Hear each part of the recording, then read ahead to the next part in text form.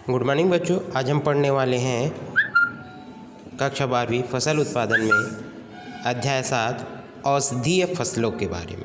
ठीक है, अध्याय 7 किसके बारे में पढ़ने वाले हैं? औषधीय फसलें, जिसको इंग्लिश में बोला जाता है मेडिसिनल क्रॉप। ठीक है, मेडिसिनल क्रॉप बोला जाता है। ये आज हम औषधीय फसल के बारे में पढ़ने वाले हैं, जिसके तहत आप लोगों को बहुत सारे ऐसे फसलों के नाम याद होंगे या उपयोग में लाते हैं, जिसको हम क्या बोलते हैं? औषधीय फसलें बोलते हैं। विभिन्न तरीके की जो बीमारियां होती हैं उनकी रोकथाम के लिए हम बहुत सारे ऐसे औषधीय फसलों का उपयोग करते हैं। ठीक है, तो हमारा भारत देश भी एक औषधीय फसलों के नाम से बहुत प्रसिद्ध है और निम्न में से बहुत सारी ऐसे फसलें हैं जो हमारे भारत देश में बोई जाती है और इसकी उत्पादन क्षमता बढ़ाने के लिए कार्य किए जाते हैं और उसकी उपज करने के लिए भी बहुत सारे कार्य किए जाते हैं। ठीक है, तो अगर हम उसकी प्रस्तावना के बारे में बात करते हैं तो औषधीय फसलें जो हैं हमारे देश में, विभिन्न तरीके की औषधीय पौधे जो होती हैं हमारे देश में, ऋषियों ने लगभग 7,000 वर्ष पूर्व ही पौधों के औषधि गुणों की पहचान कर ली थी। जितने भी औषधि फसलें के रूप में हम आज उपयोग में लाते हैं, इन सभी औषधि पौधों की जो पहचान है लगभग हमारे पुराने जो ऋषि मुनि लोग हैं वो लगभग 7,000 वर्ष पूर्व ही इसकी पहचान कर चुके थे। ठीक है, और चिकित्सक क्षेत्र में इनका प्रयोग भी आरंभ कर दिया गया था। पुराने समय में जब आज देखते हैं आप बड़े बड़े डॉक्टरों के पास जाके हम इलाज कराने जाते हैं, विभिन्न तरीके की बीमारियों के लिए सीधे तौर पर हम हॉस्पिटल में चले जाते हैं, है ना, और विभिन्न तरीके की आजकल की जो रासायनिक दवाई हैं उसका उपयोग करते रहते हैं। ठीक है, जिससे हमें बहुत सारी हानियाँ भी होती है ना, बहुत सारी हानियों का सामना भी करना पड़ता है। जैसे विभिन्न तरीके की नॉर्मली कोई दर्द भी होता है तो उसके लिए हम आजकल रासायनिक दवाई, रासायनिक टैबलेट जो होते हैं, आजकल के टैबलेट जो होते हैं उसका उपयोग करते हैं, जो हमारे शरीर के लिए बहुत ही हानिकारक होती है। अगर हम उसे ज़्यादा अधिक मात्रा में, अधिक तादाद में अगर निरंतर हम उसका सेवन करते रहते तो पुराने समय में क्या होता था, लगभग जितने भी रोग होते थे उनका पूरा इलाज जो है चिकित्सीय क्षेत्र में लेकर औषधि फसलें जो होते हैं, पौधे जो होते हैं, उनका उपयोग लिया जाता था। ठीक है, चरक संहिता में 1001 स्वयं सुश्रुत संहिता में 1270 पादपों, तो चरक संहिता में 1100 एवं सुश्रुत संहिता में 1270 पादपों के औषधि गुणों का उल्लेख भी किया गया है। जो पुराने हमारे ऋषि मुनि थे, जो खगोली थे, है ना, ऋषि मुनि खगोली थे, वो लोग जो है चरक संहिता में 1100 सुश्रुत संहिता में 1270 पादपों के औषधि गुणों का उन्हीं लोगों ने उल्लेख किया था, है ना, और वो लिखित रूप में आज भी हमारे पास उपलब्ध है। ठीक है, जो आयुर्वेद बोलते हैं ना, आयुर्वेदी में आज तक आयुर्वेद की दवाइयों में इतनी शक्ति है कि हर बीमारियों का इलाज होता है। ठीक है, तो उसका पूरा उल्लेख जो होती है चरक संहिता और सुश्रुत संहिता में आपको पूरी दिखाई देती है और लिखित रूप में आपको दिखाई देती है ना। ठीक है, तो आयुर्वेदी में आज प्रयत्न तक पौधों के औषधि गुणों को उपयोग किया जा रहा है। ठीक है, आज प्रयत्न तक पौधों के औषधि गुणों का उपयोग किया जा रहा है, यानी आज भी आयुर्वेदिक में जितने भी प्रयत्न तक के पौधे होते हैं उन सभी पौधों का औषधि गुणों का उपयोग किया जा रहा है। आधुनिक युग में आयुर्वेद औषधियों का प्रयोग निरंतर और धीरे धीरे क्या होती जा रही, बढ़ते जा रही। आज के आधुनिक युग में और भी अत्यधिक रूप से इन दवाइयों को उपयोग जो है निरंतर बढ़ते जा रहा है। ठीक है, औषधि पादपों के निरंतर उपयोग के कारण इनका संरक्षण एवं उत्पादन करना आज के परिवेश में नितांत आवश्यक हो गया है, क्योंकि ये औषधि पादप जो है इनके निरंतर उपयोग से, ठीक है, इनके निरंतर उपयोग से इनका संरक्षण एवं उत्पादन में क्या हो रही है, परेशानी हो रही है, कठिनाई हो रही है। तो उस जितने भी औषधि पादप हैं, जितने भी औषधि पौधे हैं, उनका संरक्षण करना और भी अति आवश्यक हो गया है। ठीक है, आज के परिवेश के अनुसार और भी ज़्यादा आवश्यक हो गया है। देश की गरीब जनता आज भी बड़ी बड़ी जड़ी बूटियों को इलाज में बहुतायत से प्रयोग करती है। ठीक है। आज विभिन्न जैसे रोग, बहुत सारे रोग हैं, जैसे कैंसर है, आप देख सकते हैं, मतलब पथरी का इलाज है, और विभिन्न तरीके से जो हमारे शरीर में जो बड़े बड़े परेशानियां होती रहती है, उन सभी परेशानियों का इलाज जो है पुराने ज़माने के जो आयुर्वेदिक विधियां हैं उसमें पूरी तरीके से दी जाती है, और उन्हीं दवाइयों का सेवन करके, जड़ी बूटियों का सेवन करके आदमी जो है, इंसान जो है स्वस्थ रह सकता है। ठीक है। तो आज गरीब जनता, जितनी भी गरीब जनता होती है, इन सभी जड़ी बूटियों को इलाज रूप में बहुतायत में प्रयोग करते हैं, क्योंकि ये जो दवाइयाँ हैं सस्ते में भी हमें उपलब्ध हो जाती है। ठीक है, ये जो दवाइयाँ हैं सस्ते के रूप में भी हमें उपलब्ध हो जाती है। छत्तीसगढ़ में औषधि पौधों की प्रचुरता बहुत अधिक है। ठीक है, छत्तीसगढ़ में औषधि पादप जो होते हैं, औषधि पौधों जो हैं उनकी प्रचुरता बहुत है। ठीक है, प्रचुरता है। हजारों प्रकार के औषधि पौधे वन एवं पहाड़ी क्षेत्रों में पाए जाते हैं। औषधि पादपों की अधिकता के कारण छत्तीसगढ़ की सरकार छत्तीसगढ़ को दुर्बल राज्य बनाने हेतु कृत संकल्प है। ठीक है, अधिकता के कारण, औषधि पादपों की अधिकता के कारण छत्तीसगढ़ की जो सरकार है छत्तीसगढ़ को दुर्बल राज्य बनाने हेतु कृत संकल्प करते हैं, और औषधि पादपों को सुरक्षा प्रदान करने हेतु संवर्धन हेतु औषधि फसलों को पाठ्यक्रम में सम्मिलित किया गया है। ठीक है, औषधि फसलों को पाठ्यक्रम में सम्मिलित किया गया है, क्योंकि ज़्यादातर जो किसान हैं इस तरीके के फसलों में जानकार नहीं होते हैं। तो इन सभी फसलों की जानकारी के लिए, इन सभी फसलों की क्रियाओं के लिए, उनकी उपज को बढ़ाने के लिए, उसकी वृद्धि क्षमता को बढ़ाने के लिए निम्नलिखित तौर पर, विशेष तौर पर पाठ्यक्रम में शामिल किया गया है। जैसे कि हम अभी भी पढ़ रहे हैं कि हम एक पाठ्यक्रम के तहत पढ़ रहे हैं, ये भी एक उसका हिस्सा है ना। ये भी एक क्या है, औषधि पादपों की सुरक्षा प्रदान करने हेतु, संवर्धन हेतु औषधि फसलों को पाठ्यक्रम में सम्मिलित किया जाना, मतलब हम भी क्या कर रहे हैं, उसको पढ़कर उसकी सुरक्षा हेतु विशेष तौर पर कार्य कर सकते हैं, है ना। इसीलिए बोला गया है कि उसकी जितनी भी फसलें हैं उनको पाठ्यक्रम में पूरी तरीके से सम्मिलित किया गया है। औषधि फसलों की खेती से कृषक अधिक लाभ भी कमा सकते हैं। ठीक है, औषधि जो फसलें होती हैं उससे कृषक को भी अधिक आमदनी हो सकती है। तो विशेष तौर पर औषधि फसलें होती है सभी तरफ से हमारे लिए बहुत ही महत्वपूर्ण और उपयोगी होती है, और हमें विशेष तौर पर अधिक आमदनी भी प्रदान करती है। ठीक है, तो ये होगी औषधि फसलों की प्रस्तावना के रूप में। आगे हम पढ़ते हैं औषधि फसलों के तहत एक औषधि फसलें जिसे बोला जाता है सफ़ेद मूसली, जिसे क्या बोला जाता है, सफ़ेद मूसली बोला जाता है। इनका वास्तविक नाम देख सकते हैं आप, क्लोरोफाइटम बोरीविलियनम। ठीक है, क्लोरोफाइटम बोरीविलियनम, क्या नाम है इसका, औषधि फसलों का नाम। ये आपको याद रखनी चाहिए, बहुत सारे एग्ज़ाम में ये पूछा जा सकता है कि सफ़ेद मसूली की वनस्पतिक नाम क्या है और उनकी कुल क्या है, तो आप बता सकते हैं। वनस्पतिक जो नाम होती है, टेक्निकल जो नेम होती है, क्लोरोफाइटम बोरीविलियनम नाम है। ठीक है, जिसको वनस्पतिक नाम में क्या बोला जाता है, क्लोरोफाइटम बोरीविलियनम।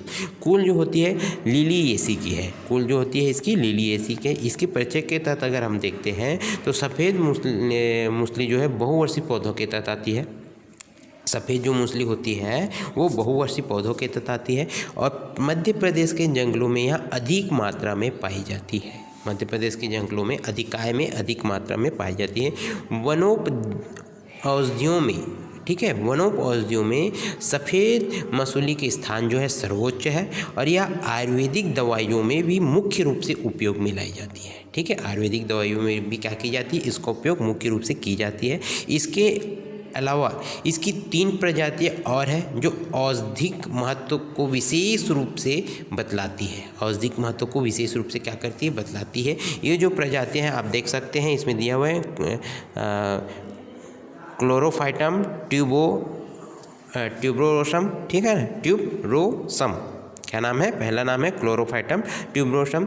दूसरा है आप देख सकते हैं क्लोरोफाइटम ब्रेविस्केपम। ठीक है, ब्रेविस्केपम। और तीसरा नाम है क्लोरोफाइटम बोरीलियम।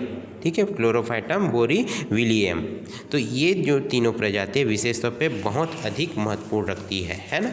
इसके अलावा इसकी जो 175 प्रजातियाँ जो है विश्व भर में पाई जाती है, इसकी प्रजातियाँ जो होती है पूरे विश्व भर में 175 प्रजातियाँ पाई जाती है, जिसमें से सिर्फ और सिर्फ 13 प्रजातियाँ जो होती है वो भारत में ही पाई जाती हैं। 13 प्रजातियाँ जो होती है वो भारत में पाई जाती है। ये आपको याद रखनी चाहिए कि सफ़ेद मूसली की जो प्रजाति है तो लगभग कितनी है, 175 प्रजातियाँ हैं जो पूरे विश्व भर में पाई जाती है, जिसमें से लगभग 13 प्रजातियाँ जो है भारत में ही पाई जाती है। और सफ़ेद मूसली भारतीय वनों में मुख्यतः पश्चिम मध्य प्रदेश, भारतीय वनों में मुख्यतः क्या है, पश्चिम मध्य प्रदेश, दक्षिण राजस्थान व पूर्व गुजरात, ठीक है, बिहार में तराई एवं पूर्वी हिमालय में राज्यों में पूर्वी हिमालय के राज्यों में भी ये पाई जाती है। ठीक है, तो इस तरीके से ये हमारे भारत देश में विभिन्न क्षेत्रों में पाई जाती है, जैसे कि पश्चिम मध्य प्रदेश, दक्षिण राजस्थान,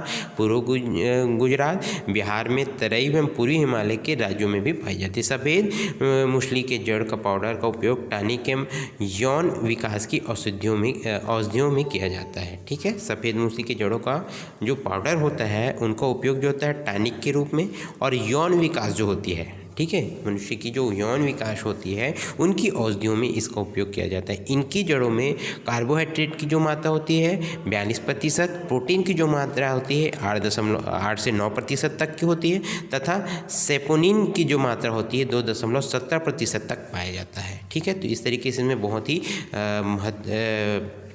ज़्यादा मात्रा में कार्बोहाइड्रेट की मात्रा, प्रोटीन की मात्रा जो होती है 8 से 9, तथा सेपोनिन की जो मात्रा रहती है 2.17% तक पाया जाता है। तो ये हो गई उसकी परिचय के बारे में।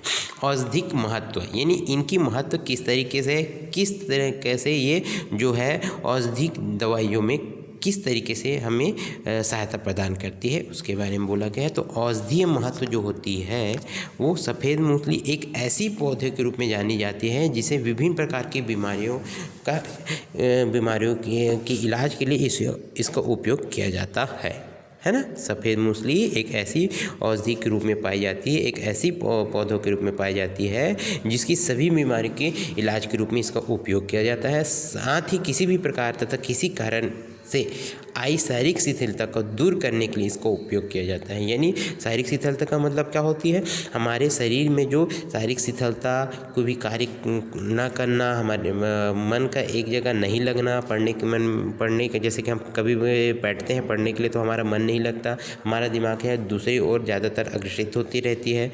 एक ही काम पर हमारा मन नहीं लगना, अलग अलग कार्यों में हमारा दिमाग घूमते रहना, तो इस तरीके से वो हो जाती है शारीरिक शिथिलता। तो ये जो होती है पूरी तरीके से शारीरिक शिथिलता को दूर करने के लिए काम में आती है। ठीक है, आयुर्वेदिक टॉनिक जैसे कि आप नाम सुने होंगे च्यवनप्राश के रूप में, बहुत सारे ऐसे च्यवनप्राश अलग अलग कंपनियों के अलग अलग तरीके से बनाए जाते हैं। ठीक है, तो आयुर्वेदिक टॉनिक के रूप में च्यवनप्राश में भी सफ़ेद मूसली का उपयोग किया जाता है। मुख्यतः इसका उपयोग शक्तिवर्धक औषधि के रूप में भी ज़्यादातर किया जाता है। शक्तिवर्धक औषधि के मतलब हमारे शरीर को शक्ति प्रदान करने के लिए। साथ ही वात रोगों में, ठीक है, साथ ही इसका उपयोग जो होती है वात रोग में, महिलाओं के प्रसव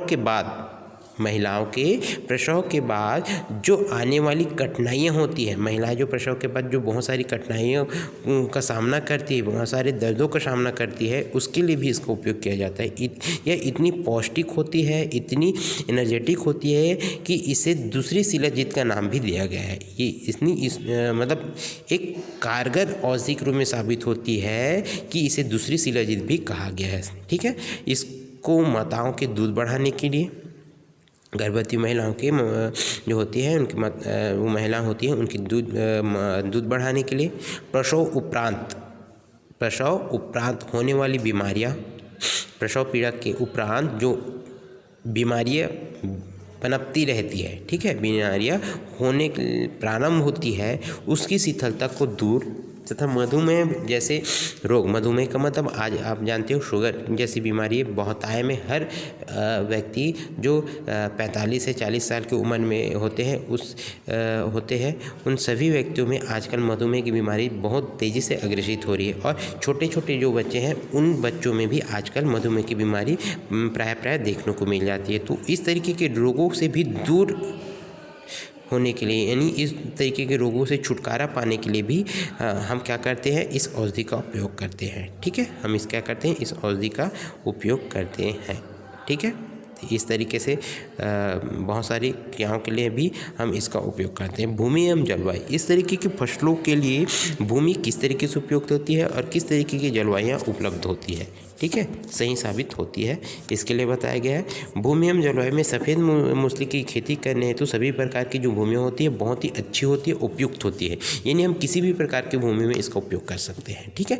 इसकी खेती जो होती है दोमट बुलई दोमट मिट्टी में, दोमट बुलई दोमट मिट्टी मतलब चिकनी मिट्टी, ऐसी मिट्टी, दोमट मिट्टी ऐसी मिट्टी होती है जिसमें पानी का स्त्राव होता रहता है, ठीक है ना, पानी का स्त्राव होते रहता है, नमी लगातार नमी बनी रहती है ना, और जिसकी पीएच मान जो होती है 6 से 7.5 के बीच एक क्षारीय पीएच मान के रूप में उपयुक्त होती है। और यह जो पीएच मान जो होती है इस तरीके की फसलों के लिए यानी सफ़ेद मूसली की फसलों के लिए बहुत ही उपयुक्त मानी जाती है। उष्ण एवं उपोष्ण जलवायु, उष्ण एवं उपोष्ण जलवायु जहाँ पर नमी जो होती है 70 से 80% के मध्य एवं तापमान जो होती है 15 से 35 डिग्री सेंटीग्रेड तक भी उपयुक्त मानी जाती है। तो इस तरीके से इसकी जलवायु और भूमि इसकी जो जलवायु होती है इस तरीके से होती है जिसमें लगभग जो पीएच मान होती है जिसमें नमी जो होती है 70 से 80%, तापमान जो होती है 15 से 35 डिग्री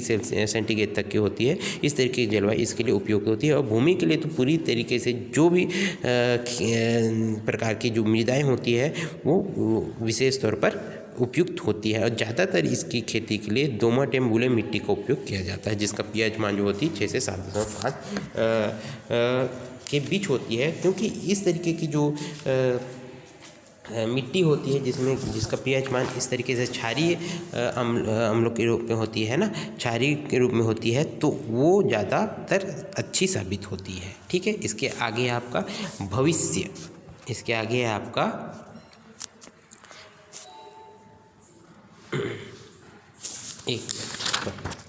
इसके आगे आपका भूमि की तैयारी, इसके आगे आपका क्या है, भूमि की तैयारियाँ। तो भूमि की तैयारियाँ हम किस तरीके से करते हैं, यानी खेती करने के लिए, सफ़ेद मूसली की खेती करने के लिए हम किस तरीके की भूमि की तैयारी कर सकते हैं। तो सफ़ेद मूसली की खेती करने के लिए अधिक जुताई की आवश्यकता नहीं पड़ती है, ठीक है। फिर भी पर्याप्त मात्रा में अगर हम जुताई करते हैं तो 2 से 3 जुताई ही इसके लिए पूरी तरीके से पर्याप्त होती है, ठीक है। और मानसून शुरू होने के पूर्व खेत की प्रारंभिक तैयारी हम पूरी तरीके से पूर्ण कर लेते हैं ताकि जुलाई के महीने में सफ़ेद मूसली का जो है रोपण है वो अच्छे तरीके से हम कर सकें, ठीक है। सफ़ेद मूसली का जो रोपण है वो हम अच्छे तरीके से कर सकें। और 30-30 सेंटीमीटर की दूरी पर 20 सेंटीमीटर की ऊंचाई मेड़ 30-30 सेंटीमीटर की दूरी पर इसके पौधे होते हैं और 20 सेंटीमीटर ऊंची मेड़ें बना लेते हैं, ठीक है। इनकी जो दूरी होती है 300 सेंटीमीटर की दूरी पर होती है और मेड़ जो होती है 20 सेंटीमीटर ऊंची होनी चाहिए, मेड़ जो होती है 20 सेंटीमीटर ऊंची होनी चाहिए। तो इस तरीके से हम भूमि की तैयारी कर सकते हैं। सफ़ेद मूसली की किस्में या किस्में और प्रजातियाँ, सफ़ेद मूसली की किस्में और प्रजातियाँ। तो सफ़ेद मूसली की किस्में और प्रजातियाँ किस तरीके से होती हैं, विभिन्न तौर पर अभी हमने आप लोग को कुछ 3 प्रजातियाँ बताई थी जिसमें क्लोरोफाइटम ट्यूबरोसम, ठीक है, क्लोरोफाइटम ब्रेविस्केपम, ठीक है, और क्लोरोफाइटम बेरीविलियम। ये जो प्रजातियाँ मुख्य रूप से महत्वपूर्ण रूप से विशेष तौर पर पाई जाती है। विश्व में सबसे सफ़ेद मूसली की जो प्रजातियाँ होती है, सफ़ेद मूसली की जो प्रजातियाँ होती है वो ज़्यादातर 250 प्रजातियों के रूप में मिलती हैं, ठीक है, 250 प्रजातियों के रूप में मिलती है। और हमने पहले जो बताया था प्रजातियों के बारे में, वो जो 3 जो प्रजाति है वो मुख्यतः तीनों जो प्रजाति है 175 प्रजातियों के रूप में पाई जाती है ना, 175 प्रजातियों के रूप में पाई जाती है। और लगभग उसी की जो प्रजाति हो 13 जो प्रजातियाँ हैं, जो तीनों प्रजातियाँ क्लोरोफाइटम ट्यूबरोसम, क्लोरोफाइटम ब्रेविस्केप कम, ठीक है, क्लोरोफाइटम बेरीविलियम, ये जो प्रजाति है मुख्य रूप से 13 जो प्रजाति है वो भारत में ही पाई जाती है। और विश्व में टोटल लगभग 250 प्रजातियाँ जो होती है सफ़ेद मूसली की पाई जाती है, लेकिन इसमें से लगभग 17 प्रजातियाँ जो है हमारे भारत देश में ही पाई जाती है, लगभग 17 प्रजातियाँ जो है हमारे भारत देश में ही पाई जाती है, ठीक है। 17 प्रजातियाँ जो होती है हमारे भारत देश में ही पाई जाती है।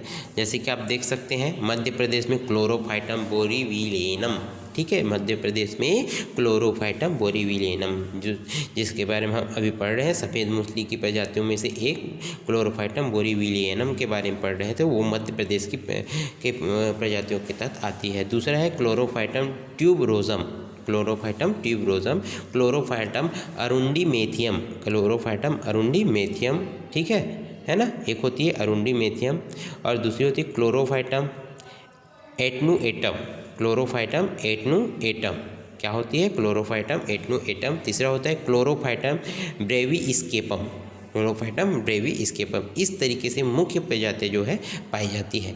बोरीविलियनम में कंद की फिगर की मोटाई ऊपर की ओर ज़्यादा होती है। बोरीविलियम में जो उसकी कंद होती है उसकी फिंगर की मोटाई जो होती है ऊपर की ओर ज़्यादा होती है, जबकि ट्यूबरोजम में उनमें क्राउन के साथ एक धागा जैसा लगा होता है। ट्यूबरोजम में क्राउन के साथ क्या होती है, उसमें एक धागा जैसा बंधा हुआ दिखाई देता है रेशे के रूप में, ठीक है। जो धागा होता है वो धागा जैसा बोला गया है, मतलब एक रेशे के रूप में बंधा हुआ दिखाई देता है उसमें, और उसकी जो मोटाई होती है धीरे धीरे बढ़ती रहती है। उसकी जो मोटाई होती है वो धीरे धीरे क्या होती रहती, बढ़ती रहती है। ट्यूबरोजम के संदर्भ में अगर हम कहें तो उसकी छिलका जो होती है उतारना जो होता है बहुत कठिन हो जाता है। अगर ट्यूबरोजम को अगर हम देते हैं तो देखते हैं कि उनका जो छिलका होता है बहुत ही उतारने में बहुत ही कठिनाई होती है, और यह जो ट्यूबरोजम है खेती करने के लिए उपयोग नहीं होती है। अतः यह जो है खेती करने के लिए उपयोग नहीं रहती है, क्योंकि इसकी छिलके उतारने में ही हमें बहुत कठिनाई होती है, तो खेती करने के लिए भी उपयोग नहीं हो पाती है।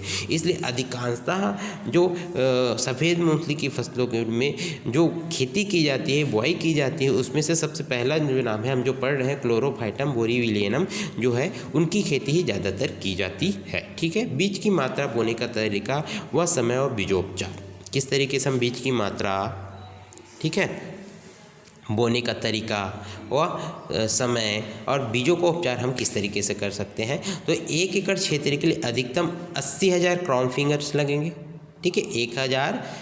1 एकड़ क्षेत्र के लिए अधिकतम 80,000 क्राउन फिंगर्स लगेंगे, ठीक है। क्राउन फिंगर्स का मतलब समझ गए, बोरीविलियम के कंद के फिंगर जो होती है वो बोला गया है, तो वो होती है क्राउन फिंगर्स के रूप में। और 1 एकड़ क्षेत्रफल के लिए औसतन बीज जो होती है वो 5 क्विंटल लग जाती है। 1 एकड़ क्षेत्रफल के जो इसकी औसतन बीज का दर है वो क्या होती है, 5 क्विंटल तक लग जाती है। बीजों की बुआई करने के लिए, ठीक है, बीजों की बुआई करने के लिए अपेक्षाकृत तने का रोपण ज़्यादा अच्छा होता है, ठीक है। बीजों की बुआई करने के लिए जो अपेक्षाकृत तने होते हैं उनका रोपण ज़्यादा बहुत ही अच्छा होता है।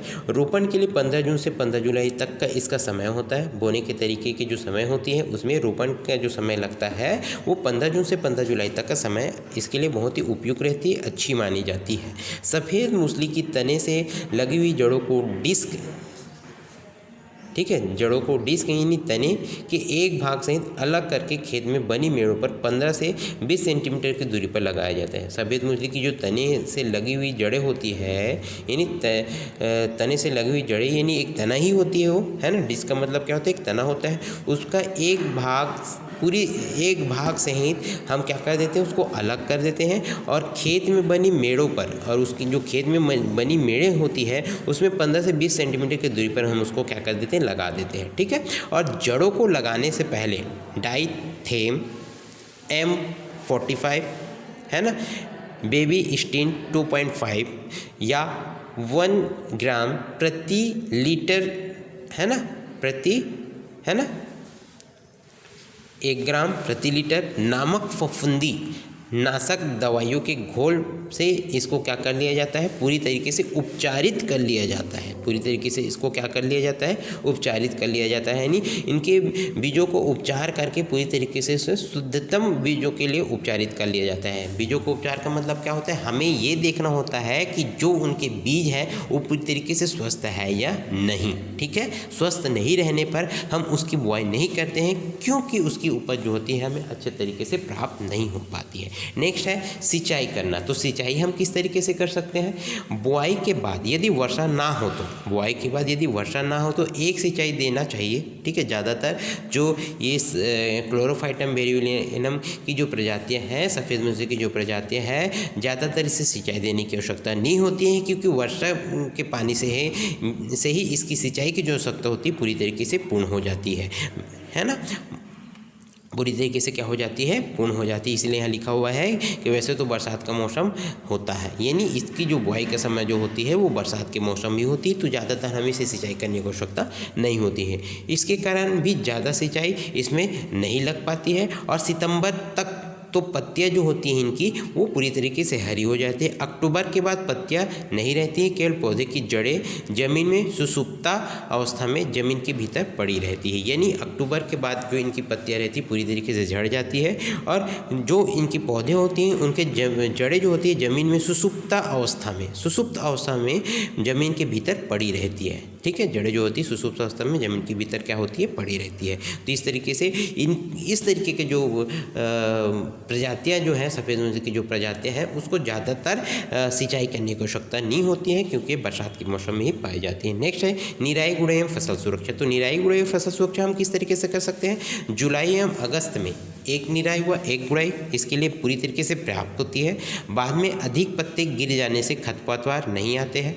ठीक है, पत्ते अगर इसके गिर जाते हैं तो खरपतवार इसके नहीं आते हैं, यानी जो पत्ते गिरते हैं वो खरपतवार को पूरी तरीके से नष्ट कर सकते हैं, ये भी हम मान सकते हैं, है ना, क्योंकि वो पत्ते जो होती है वो भी एक जड़ी बूटी के समान ही है ना। तो इस तरीके से इसमें खरपतवार तो ज़्यादातर नहीं लगते हैं। अतः निकाय गुड़ाई की विशेष इसके लिए विशेष आवश्यकता की नहीं होती, यानी निकाय गुड़ाई की आवश्यकता विशेष तौर पर नहीं करनी पड़ती है। ठीक है, एक निराई गुड़ाई हो जाने के बाद जड़ों की मात्रा एवं गुणवत्ता अच्छी हो जाती है, यानी अगर हम एक निराई गुड़ाई एक बार कर देते हैं फसल के बुआई के समय, तो जो इनकी जड़ें होती है जड़ों की मात्रा एवं गुणवत्ता पूरी तरीके से अच्छी हो जाती है। ठीक है, तो इसकी निकाई गुड़ाई ज़्यादातर की आवश्यकता नहीं होती है, निकाई गुड़ाई करने की आवश्यकता नहीं होती है। नेक्स्ट है खाद एवं उर्वरक। तो इस तरीके के पौधों में हम खाद एवं उर्वरक किस तरीके से देते हैं। मसूली की जो खेती होती है, ठीक है, उसमें 5 प्रकार की खाद्य तत्वों को प्रयोग में लाया जाता है। 5 प्रकार के खाद्य तत्वों को क्या किया जाता है, मसूली की जो खेती होते हैं उसमें 5 प्रकार के खाद्य तत्वों को प्रयोग में लाई जाती है। गोबर की खाद, पहला जो है गोबर की खाद होती है। ठीक है, पहला जो है आपका क्या है, गोबर की खाद है ना। खाद एवं उर्वरक के बारे में अगर बात करते हैं तो मसूली खेती में 5 प्रकार के खाद्य तत्वों को प्रयोग में लाया जाता है। पहला जो है गोबर की खाद के रूप में है, दूसरा जो है हरी खाद के रूप में है, तीसरा हड्डी की खाद होती है और चौथा है साहल कंडी सवर की खाद होती है। इस तरीके से इन 5 खाद का उपयोग ज़्यादातर किया जाता है। ठीक है, गोबर की खाद अथवा कंपोस्ट खाद जो होती है मसूली की फसल के लिए ज़्यादा उपयुक्त मानी जाती है। ठीक है, इन 5 जो खाद है उसमें गोबर की खाद अथवा कंपोस्ट की खाद जो होती है वो मसूली की फसल के लिए बहुत ही ज़्यादा उपयुक्त मानी जाती है। अच्छी फसल प्राप्त करने हेतु 5 से 10 ट्राली अच्छी पकी हुई गोबर की खाद डालना इस फसल के लिए बहुत ही उपयुक्त होती है। यानी अगर हम अच्छी फसल प्राप्त करते हैं, फसल की उपज को बढ़ाने के लिए अच्छे तरीके से कार्य करने होते हैं, तो उसमें हम 5 से 10 ट्राली अच्छी पकी हुई गोबर की जो खाद होती है डाल देते हैं, तो उसके लिए पूरी तरीके से पर्याप्त होती है। रासायनिक खाद का प्रयोग उपयोगी होती है, परंतु इसका प्रयोग ना किया जाए तो उपयुक्त माना जाता है। ठीक है, अधिकतर रासायनिक खाद के जो प्रयोग है हर फसलों के लिए उपयोगी मानी जाती है, परंतु इसका उपयोग हम ना करके ज़्यादातर अगर हम कंपोस्ट खाद या गोबर की खाद का उपयोग करते हैं तो बहुत ही उपयुक्त मानी जाती है। ठीक है, बीमारियों एवं कीट की रोकथाम। इस तरीके के पौधों में मसूली की जो पौधे होती है उसमें बीमारियाँ कीट की जो रोकथाम होती है उसके बारे में बोला गया है।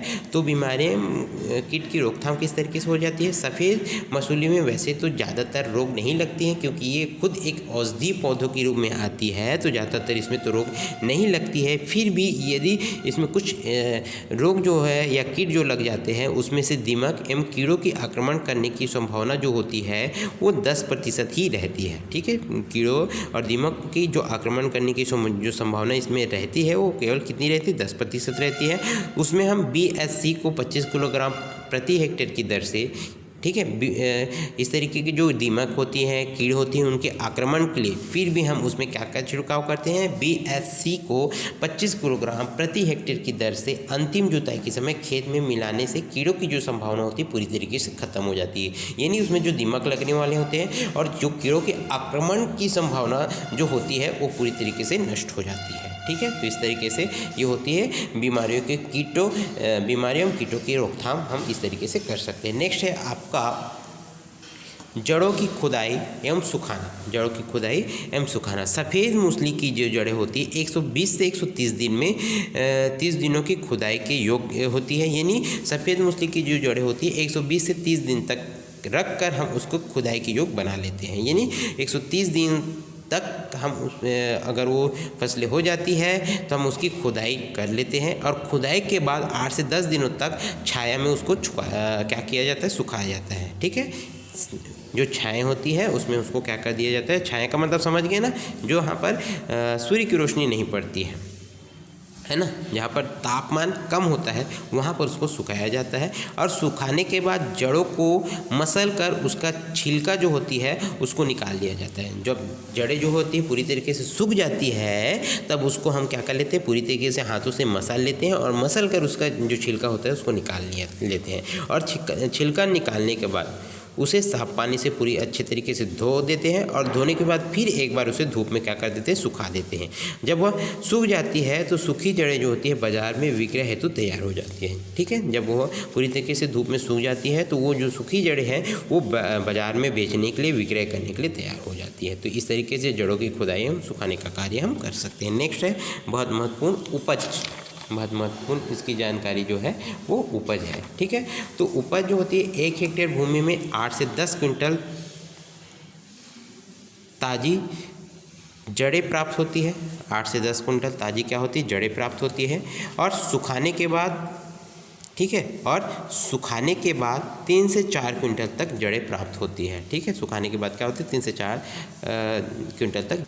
ये भी आज के टॉपिक में हमने आपको बताया सफ़ेद मूसली के बारे में, औषधि फसलों की प्रस्तावना के बारे में कि हमारे देश में किस तरीके से औषधि फसलों की जो महानता है, जो उसकी उपयोगिता है, वो उसके बारे में आप लोग को जानकारी दी। और विशेष तौर पर जो सफ़ेद मूसली है औषधि दवाई के रूप में बहुतायत में उपयोग की जाती है, जिसको हमने बताया है कि विशेष तौर पर ये जो दवाई होती है वो शिथिलता, शरीर की शिथिलता को दूर करने के लिए और बहुत ही पौष्टिक तत्वों की जो हमारे शरीर में आवश्यकता होती है उनकी आवश्यकताओं को पूर्ण करने के लिए इस दवाई का उपयोग किया जाता है। तो आज का टॉपिक हम यहीं समाप्त करते हैं।